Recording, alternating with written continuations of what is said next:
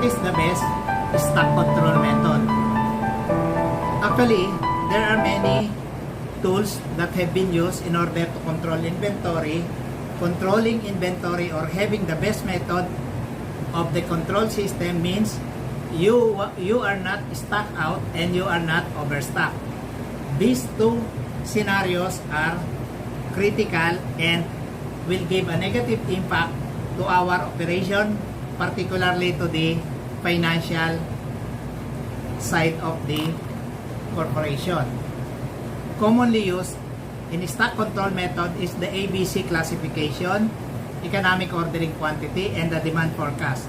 If we can integrate these three as well, monitoring it, we can have a better control system, internal and external to our suppliers. The ABC classification identifies the fast-moving items.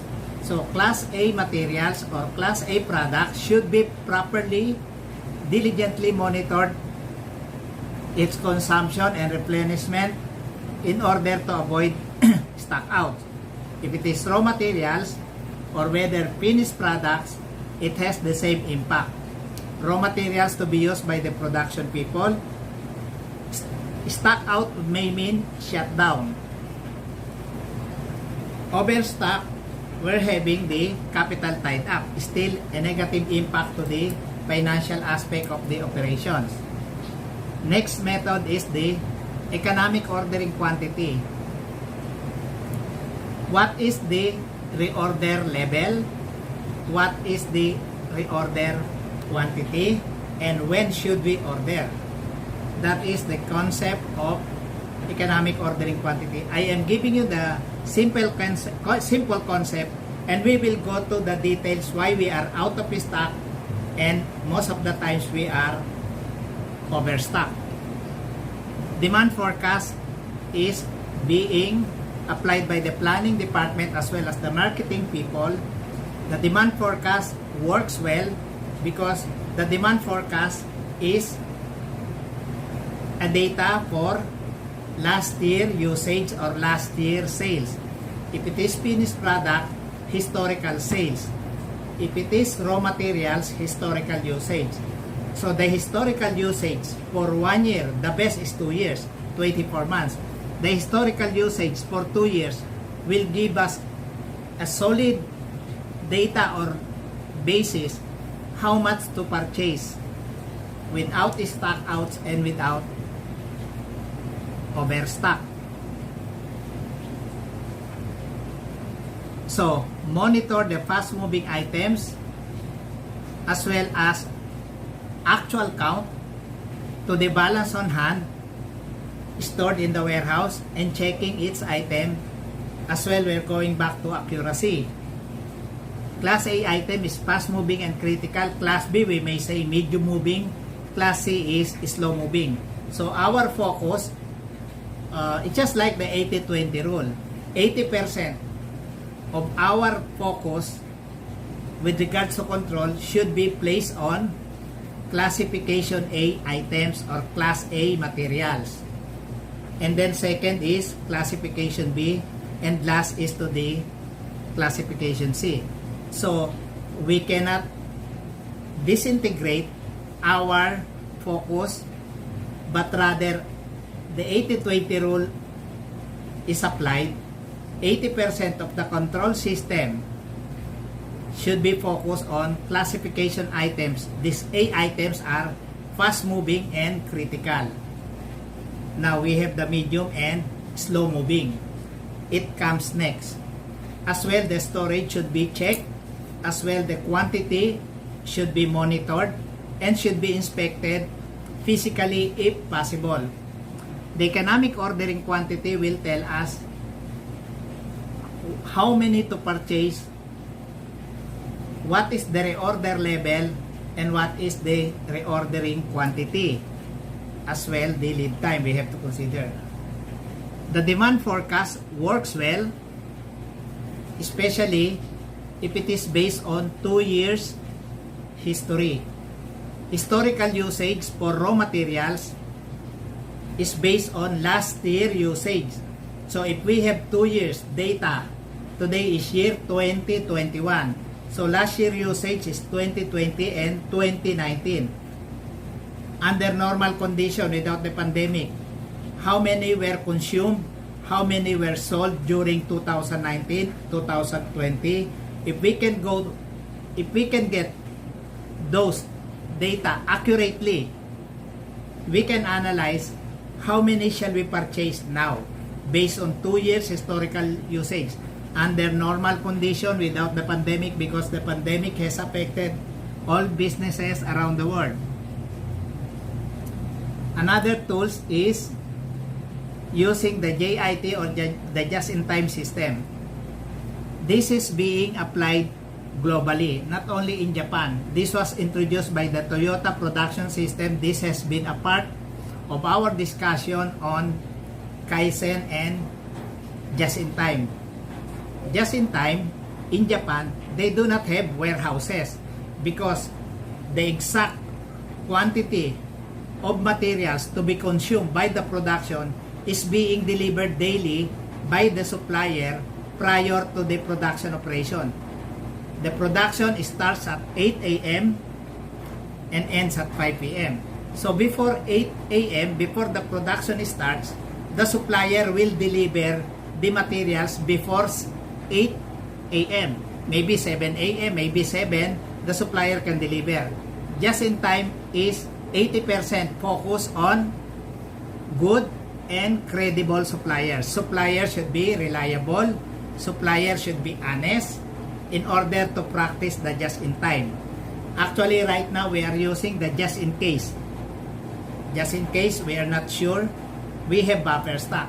In just in time, you have the exact production output.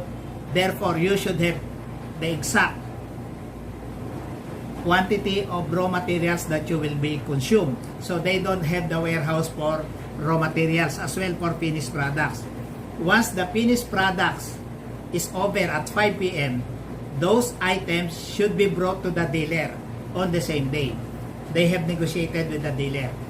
You can see that in the car manufacturer. Usually, the first JIT was used has been in the car manufacturing industry. JIT was first used in car manufacturing, and that is the Toyota production system. Okay.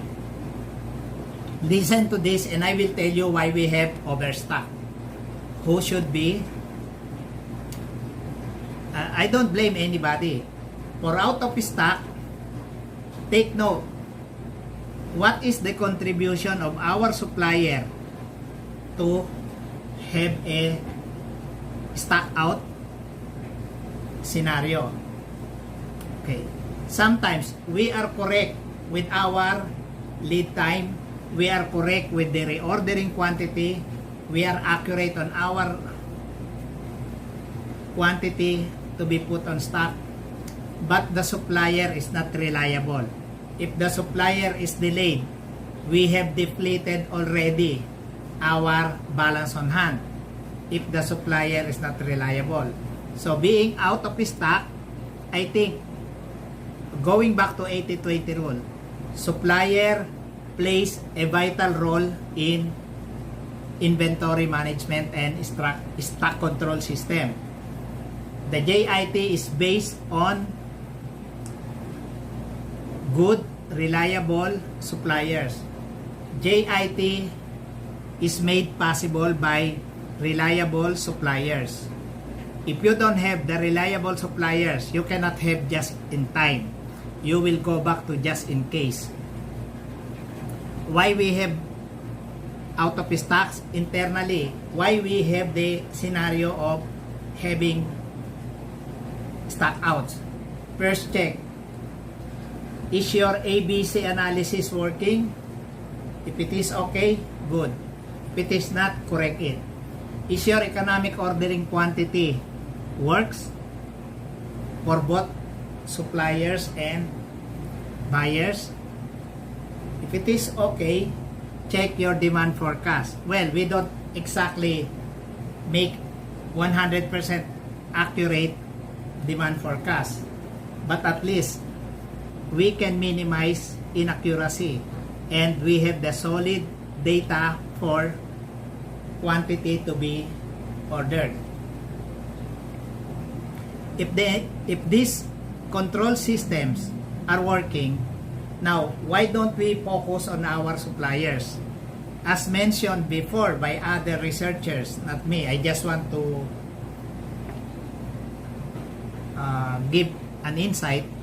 80% of the problems in inventory control, 80% is caused by non-compliant suppliers. Good buyer, good supplier or reliable supplier, you can have a good relationship to deliver on time so we can minimize buffer stock. If suppliers are reliable, we can minimize our buffer stock because we are also putting buffer stock on the lead time delays of the non-performing suppliers. Okay, going back, why we are overstock? Overstock, if you are maintaining inventories more than what you can sell or more than what you can use in the production, so you will have capital tied up. How can we avoid overstock? All items to be put on stock, usually the requestors will prepare the RFM or request for materials. The request for materials is signed by end user and then give it to the purchasing department, and the purchasing department will select the supplier where to place the PO or purchase order.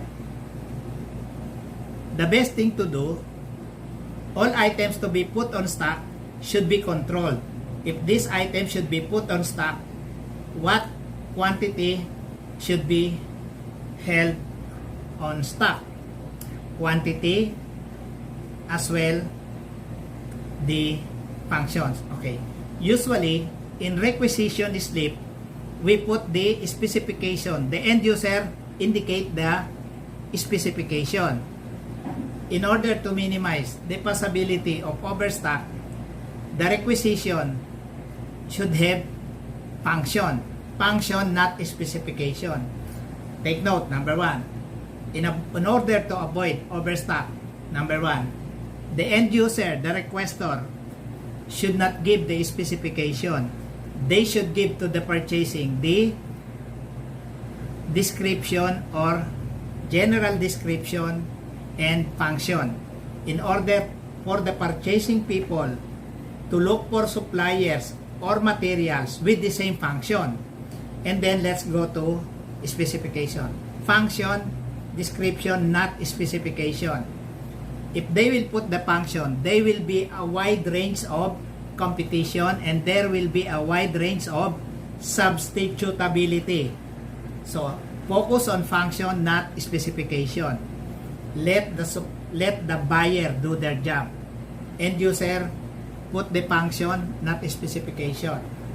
Second, request for materials is being scrutinized by the purchasing manager as well, the production manager, or if it is finished products, marketing manager. Usually, the end users abuse. It is for them, it is better to have overstock than out of stock. If they have more stock, there is no problem being out of stock.